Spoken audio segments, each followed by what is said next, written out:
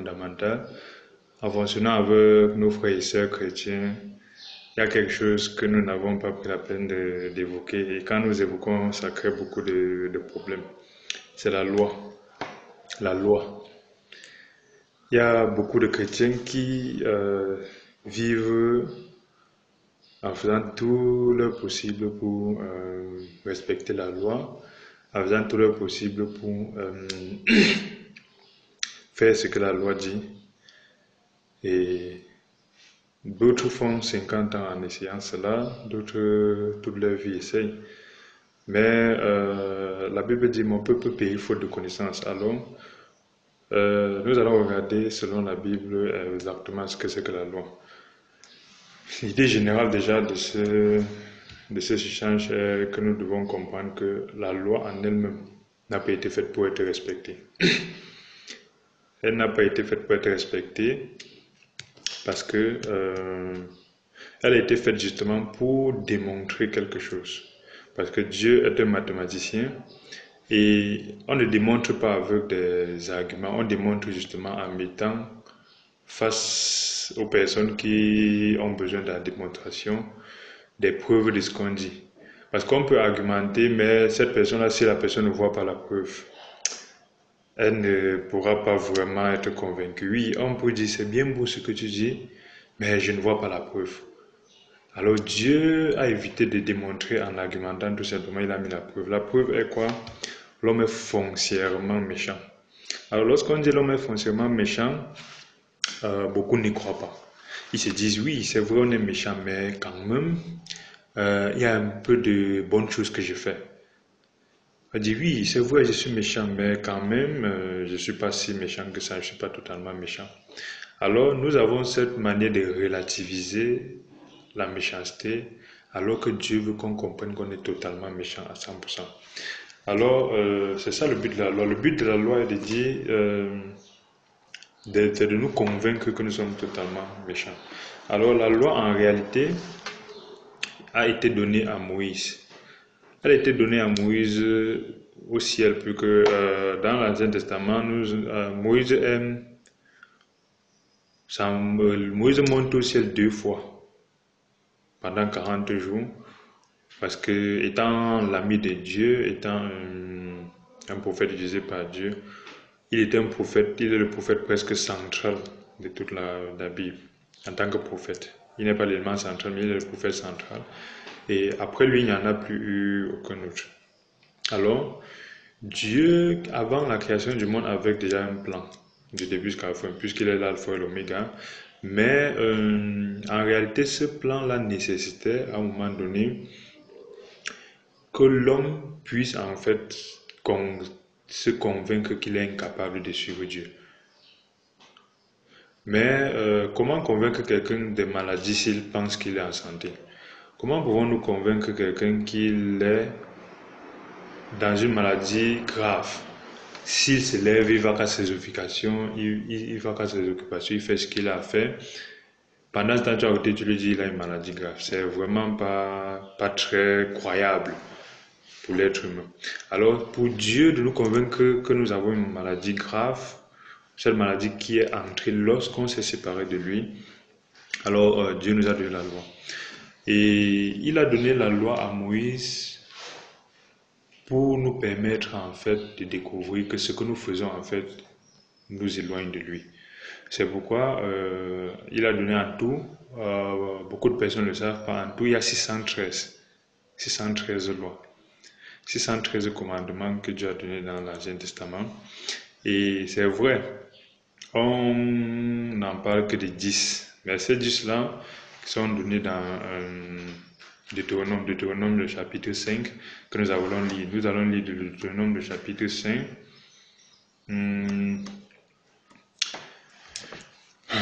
Il est écrit à partir du verset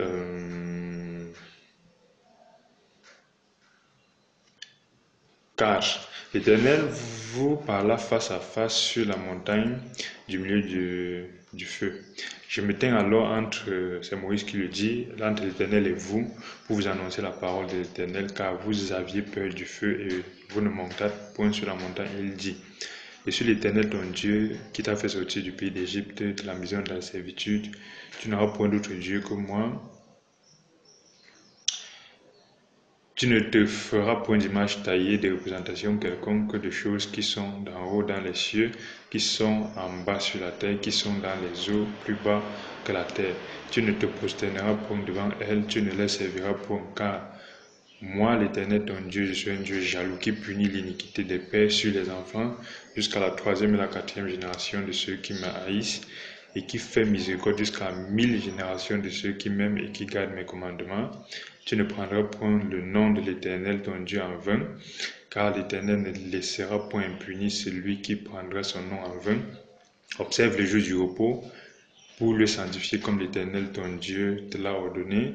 Tu travailleras 6 jours et tu feras ton ouvrage. Mais le 7e jour est le jour du repos. Ton Dieu, tu ne feras aucun ouvrage, ni toi, ni ton fils, ni ta fille, ni ton serviteur, ni ta servante, ni ton bœuf, ni ton âne, ni aucune de tes bêtes, ni l'étranger qui est dans les portes, afin que ton serviteur et ta servante ne se reposent comme toi. Tu te souviendras que tu as été esclave au pays d'Égypte et que l'Éternel ton Dieu t'a fait sortir de la main, à la main forte et à bras étendus. C'est pourquoi ton Dieu t'a ordonné d'observer le jour du repos. Honore ton père et ta mère, comme l'Éternel ton Dieu te l'a ordonné, afin que tes jours se prolongent, que tu sois heureux dans le pays de ton Dieu, que ton Dieu te donne. Tu ne tueras point, tu ne commettras point d'adultère, tu ne déroberas point, tu ne porteras point de faux témoignages contre ton prochain, tu ne convoiteras pour la femme de ton Dieu, de ton prochain, tu ne désireras point la maison de ton prochain, ni son champ, ni son serviteur, ni ta servante, ni son bœuf, ni son âne, ni aucune chose qui appartienne à ton prochain. Telles sont les paroles que l'Éternel à haute voix sur la montagne du milieu du feu des nuées et de l'obscurité, qui adressa à toute votre assemblée sans rien ajouter. Il écrivit sur 2 tables de pierre qu'il me donna. Alors cette loi, cette loi qu'on appelle les 10 commandements, en réalité était donnée par Dieu à Moïse sur la montagne.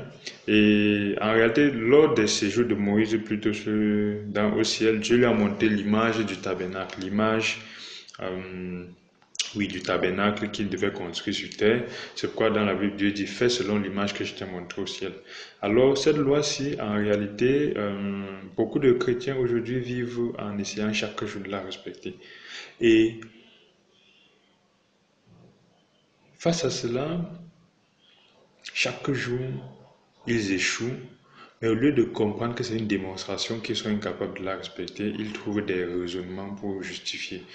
Des raisonnements farfelus du genre j'essaye quand même, des raisonnements du genre beaucoup d'autres raisonnements que en tout cas essayer de demander à tous ces gens-là, ils vont vous dire. Alors, lorsqu'on dit l'Éternel, je suis l'Éternel, ton Dieu, qui t'a fait sortir d'Égypte de la maison de servitude, tu n'auras point d'autre Dieu devant ma face. C'est la première chose que Dieu dit. Justement, pourquoi? Parce que le peuple, en réalité, malgré les miracles que Dieu fait, Dieu leur a donné la vie, Dieu a créé le monde, Dieu les a fait sortir d'Égypte. Dieu nous a donné tout ce qu'il nous a donné dans notre vie personnelle. Mais au quotidien, Dieu n'est pas la première chose dans notre vie. Vraiment pas. Ça, c'est déjà la base du péché, de notre péché. À la base, déjà, les dimanches, on est à l'église, chaque jour on parle de Dieu, on pense qu'on est mieux que les autres, on pense que nous sommes chrétiens, les païens vont aller en enfer, nous on va aller au ciel. Mais au quotidien, Dieu n'est pas la base de notre vie. Voilà déjà une loi qui nous permet de voir que par défaut, nous sommes déjà condamnés à la destruction si on doit regarder ce critère-là. Parce que le peuple en bas, ils étaient très forts pour danser lorsque Dieu a fait les plaies d'Égypte, ils sont sortis, ils étaient très contents. Mais bizarrement, lorsque Moïse s'en va, Moïse fait quelque temps sans revenir de la montagne, ils oublient totalement Dieu, ils cotisent les métaux, ils font le veau d'or, ils se mettent à adorer. Ça veut dire, en quelques jours, ils ont oublié tout ce que Dieu a fait. Combien de fois nous? Regardons notre vie depuis que nous sommes nés. Dieu nous a fait tellement de merveilles. Tellement de merveilles. Mais il suffit qu'on ait une petite situation, une petite maladie, une petite inquiétude. Là, on se dit, Dieu m'a abandonné, Dieu n'existe pas. Et on est derrière les méthodes humaines pour résoudre ces inquiétudes-là. La première loi déjà nous condamne à 500%. Deuxième chose, il dit, tu ne te prosterneras pas devant elle, tu ne les serviras pas qu'à moi l'Éternel. En réalité, au quotidien, qu'est-ce que nous servons? Nous servons tout sauf Dieu. Nous servons l'argent, notre travail, notre famille, nos besoins, notre pays. Nous servons tout et tout sauf Dieu. Et nous avons de très bons raisonnements pour justifier cela. De très bons raisonnements logiques pour justifier cela.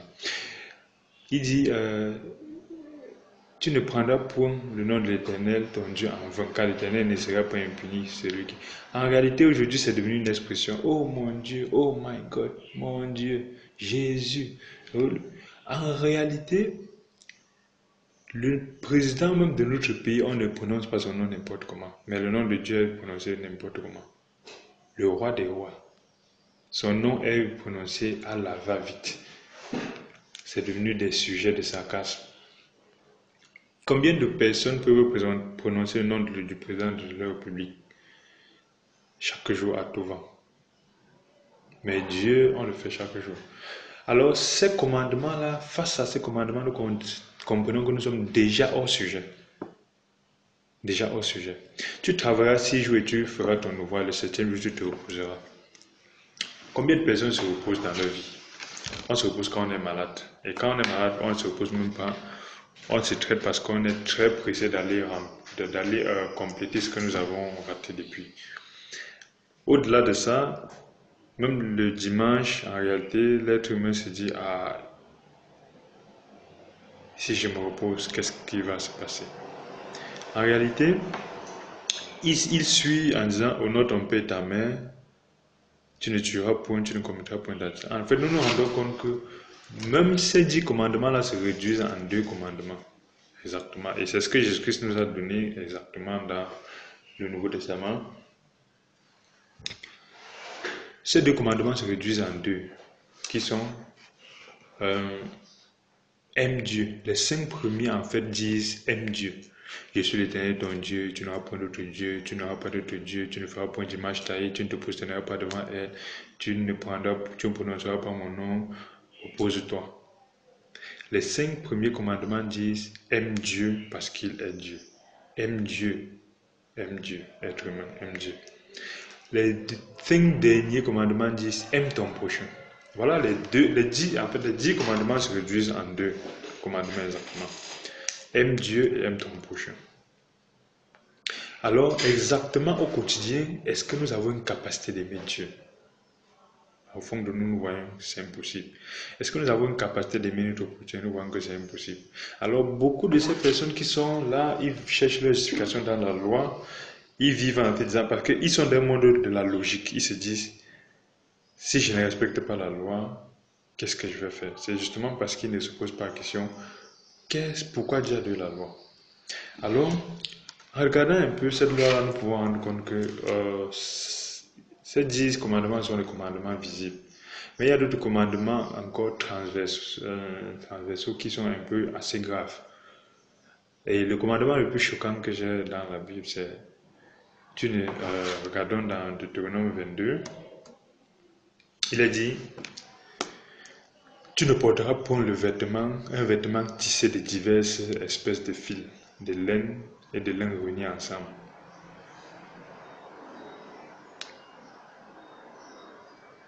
Ça, c'est un commandement qui m'a toujours choqué. Ça veut dire, même si tu arrives à respecter en réalité les 10 commandements, concrètement,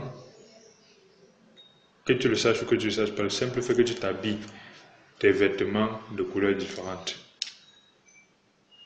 tu es en train de pécher. Qu'est-ce que la Bible dit? La Bible dit regardons dans Jacques. Regardons dans le livre de Jacques, je pense le chapitre 2, le livre de Jacques.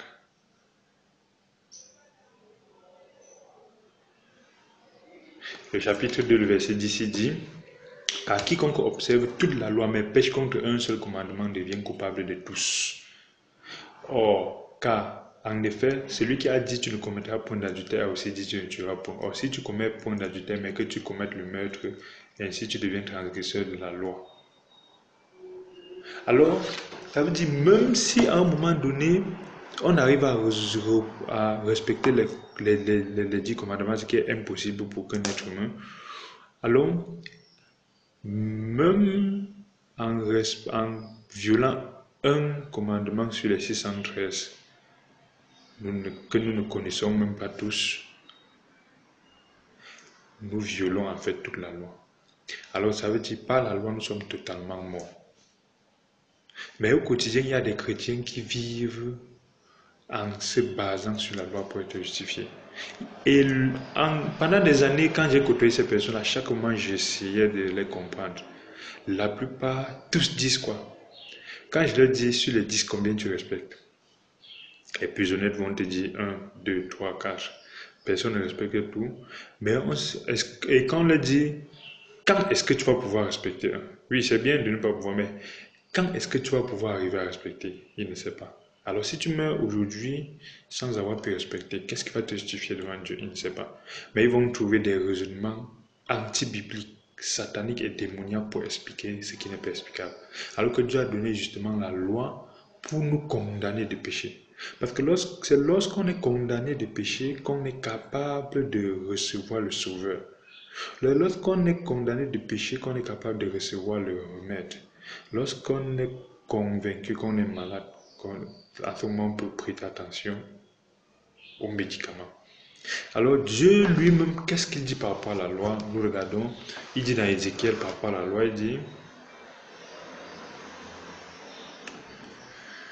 Ézéchiel, chapitre 20, verset 11, il dit, je leur donnai mes lois et leur fis connaître mes ordonnances que l'homme doit mettre en pratique afin de vivre par elles. Le verset 25, il dit, je leur donnais aussi des préceptes qui n'étaient pas bons, des préceptes qui n'étaient pas bons et des ordonnances par lesquelles ils ne pouvaient vivre. Dieu a donné en réalité à l'homme des lois qu'il ne pouvait pas respecter. Dieu a donné des lois qu'il ne pouvait pas respecter. Qui de nous a pu respecter une seule loi? Personne. Mais au quotidien, au lieu de tomber devant cela, au lieu de devenir coupable devant cela, il y a des êtres humains qui se disent chrétiens, qui vivent selon leur... Et puis encore, il y a d'autres qui sont dans l'air de la grâce, qui disent je suis sous la grâce, mais leur justification vient du respect de la loi. C'est pourquoi ils sont même avec Jésus-Christ, mais leur justification vient encore de la loi. Alors, voilà un peu une situation qui nous permet de comprendre que la loi est là pour nous détruire. La loi nous a tués. La loi nous a tués. Et Dieu explique encore exactement cette mort face à la loi dans Psaume 14. Psaume 14, verset 2 dit, l'Éternel du haut des cieux regarde les fils de l'homme pour voir s'il y a quelqu'un qui soit intelligent, qui cherche Dieu. Verset 3, tous sont égarés, tous sont pervertis, il n'y en a aucun qui fasse le bien, pas même un seul. Alors, Dieu regarde la terre, il voit, tous sont égarés, tous sont pervertis. Il n'y en a aucun qui fasse le bien, pas même un seul. Pourquoi toi, tu penses être différent? Il a dit, il n'y en a aucun. Moi, je me suis posé la question, mais pourquoi il dit aucun alors que peut-être Moïse, qui était son ami, peut être considéré comme... Il pouvait dire, sauf Moïse, il pouvait dire sauf David, il pouvait dire sauf Paul, il pouvait dire sauf tel grand pasteur, sauf tel grand chrétien. Il a dit, pas même un seul, il a insisté. Ça veut dire que la loi, en réalité, nous montre que pas même un seul n'est capable de faire du bien. Mais l'être humain se dit, j'essaye. Alors, pourquoi la loi? Pourquoi la loi? Dieu explique pourquoi la loi. À quoi te sert la loi? À quoi me sert la loi? C'est dans Galates, il explique dans Galates, il dit, le Galates, le chapitre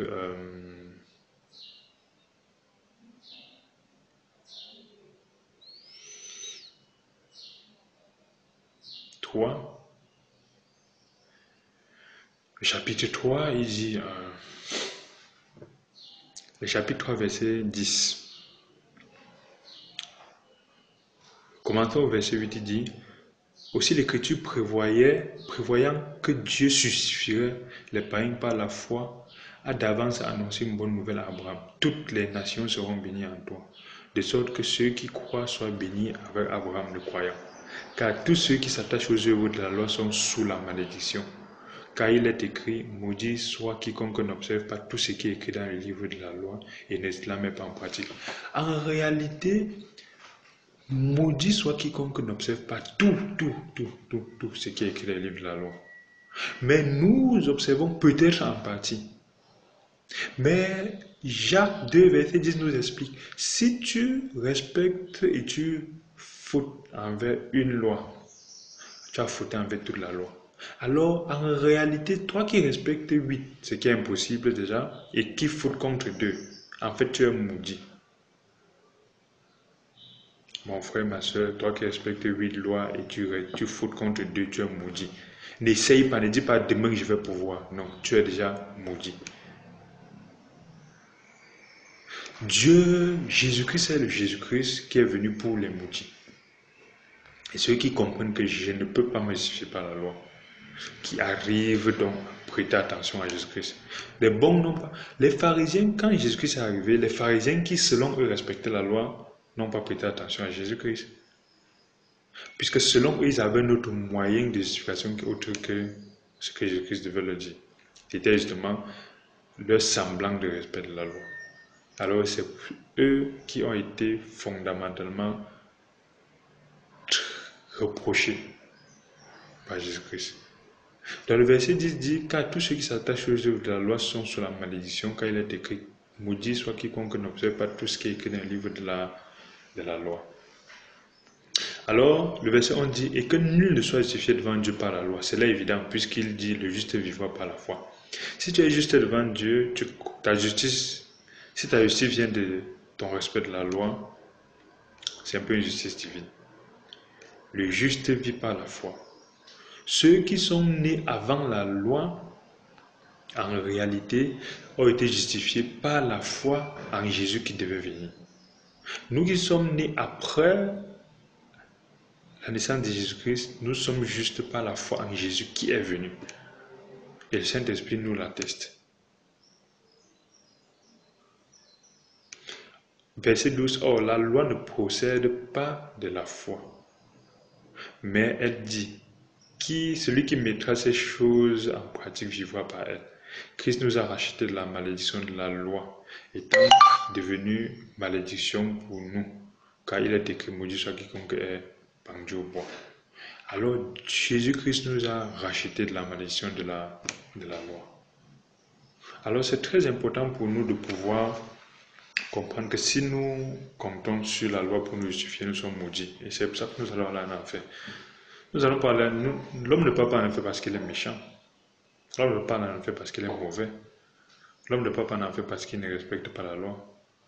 L'homme part en enfer parce qu'il a refusé d'accepter le don gratuit de Dieu.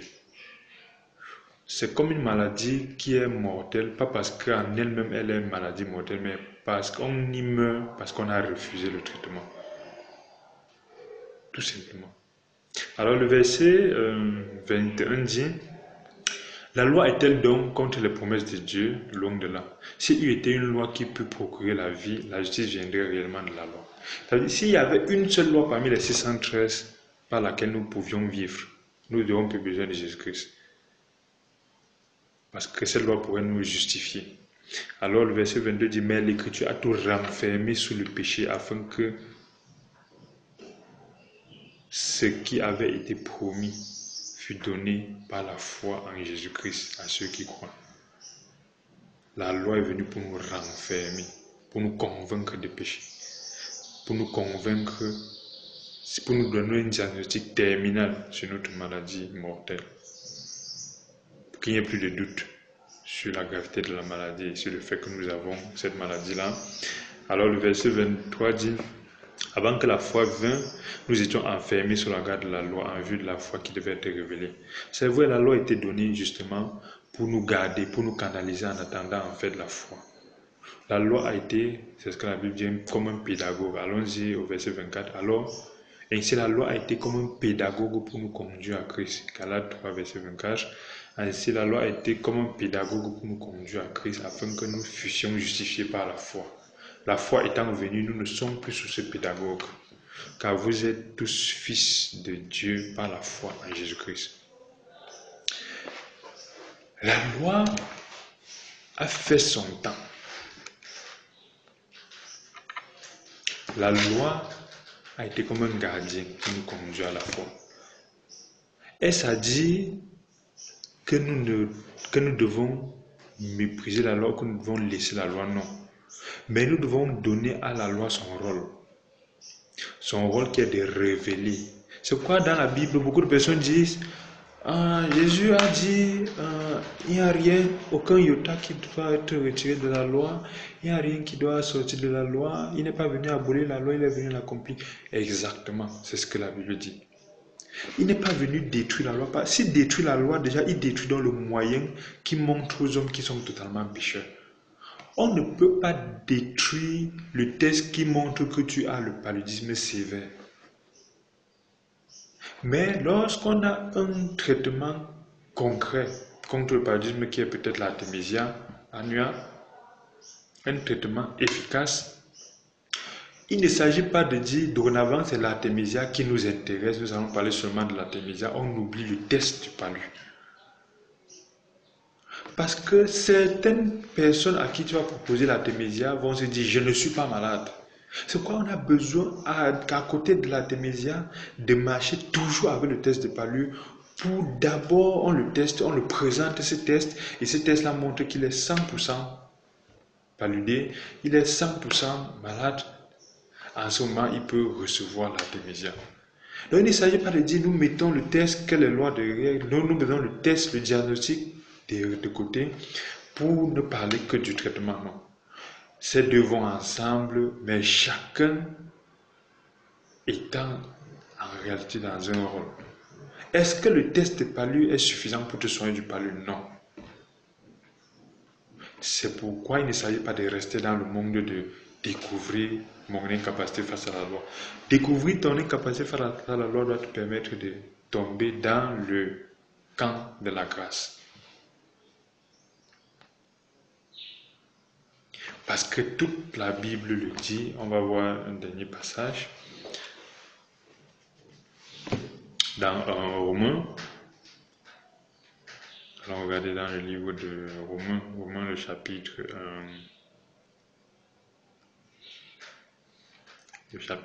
5.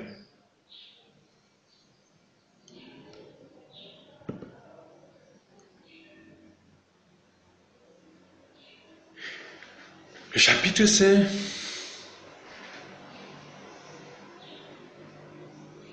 le verset 17 dit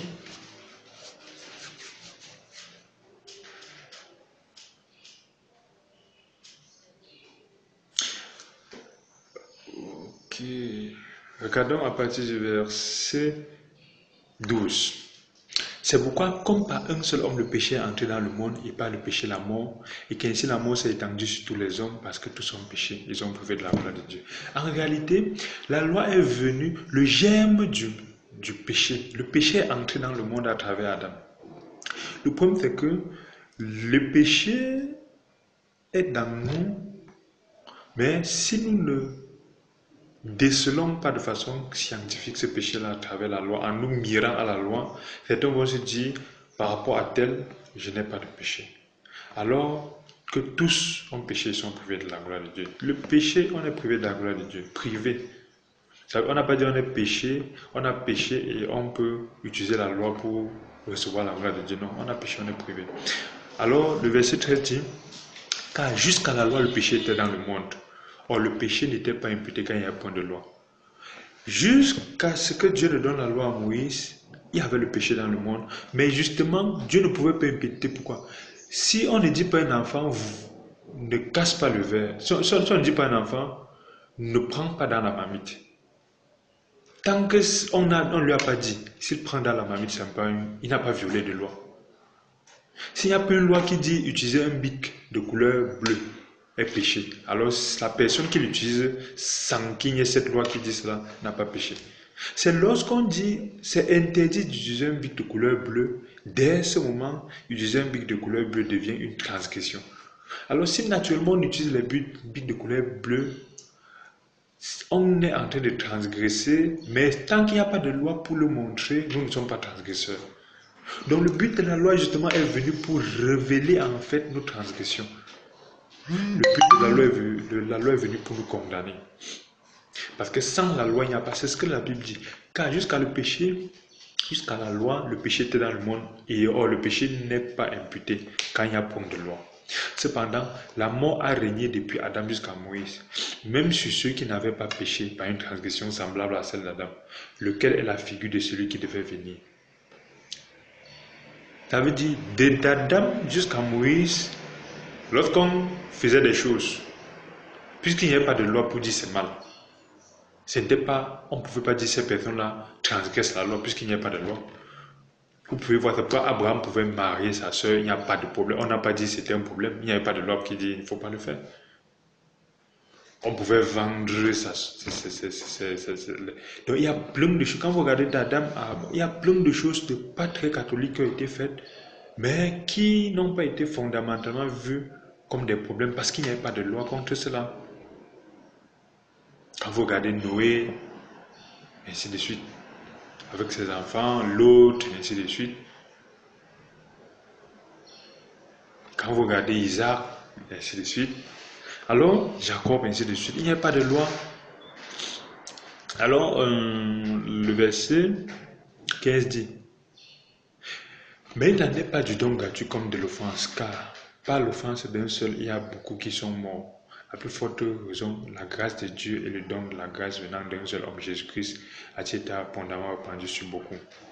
Il n'en est pas du don de ce qui est arrivé par un seul qui a péché, Adam.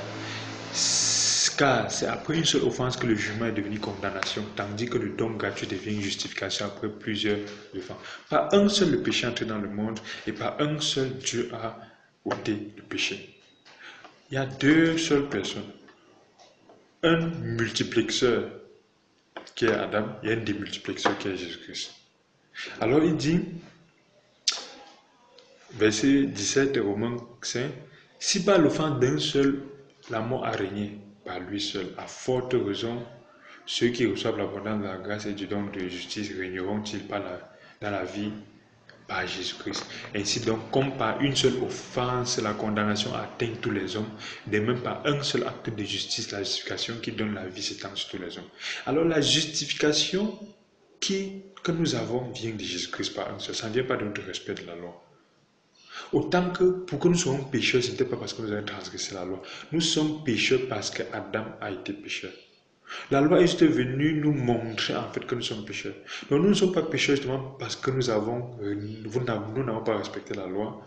Nous sommes pécheurs par nature et la loi est juste venue pour nous manifester cela, pour nous montrer cela.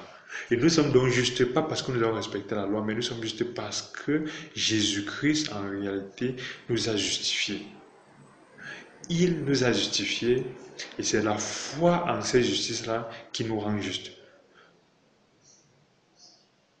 Alors la parole de Dieu dit au verset 19, comme par la désobéissance d'un seul homme beaucoup ont été rendus pécheurs, de même par l'obéissance d'un seul beaucoup seront rendus justes. Un seul a péché, Adam, un seul a obéi, Jésus. Nous n'intervenons ni dans le péché, ni pour faire entrer le péché, ni pour faire sortir le péché dans le monde. Nous n'intervenons pas. Mais au quotidien, il y a des gens qui pensent qu'ils ont quelque chose à faire. Même des chrétiens nés de nouveau qui pensent que oui, je suis né de nouveau, mais dorénavant, je dois faire quelque chose. Non. Ça, c'est pas biblique, c'est témoignant. Verset 20. Or, la loi est intervenue pour que l'offense abonde. La loi est intervenue pour que l'offense abonde. La loi est venue pour que le péché se manifeste. Et qu'est-ce que la parole de Dieu? Là où le péché a abondé, la grâce a surabondé. là où le péché a abondé, la grâce a surabondé. C'est dans la surabondance de la grâce que nous devons notre justice. Alors, frères et sœurs, ce n'est que la partie 1 de cet échange sur la loi et nous espérons pouvoir continuer à échanger là-dessus. Le plus important pour nous chrétiens qui restons, c'est fondamentalement de méditer, lire la parole de Dieu, méditer la parole de Dieu, sortir du carcan religieux. Sortir du carcan religieux de ce chrétien d'église. Le chrétien d'église, il dort à l'église, ils adorent les pasteurs, ils adorent les plans des églises, mais ils n'ont aucun impact dans leur vie. Ils adorent le christianisme, mais ils n'aiment pas Christ. Nous devons sortir de cela. Alors, merci et à la prochaine.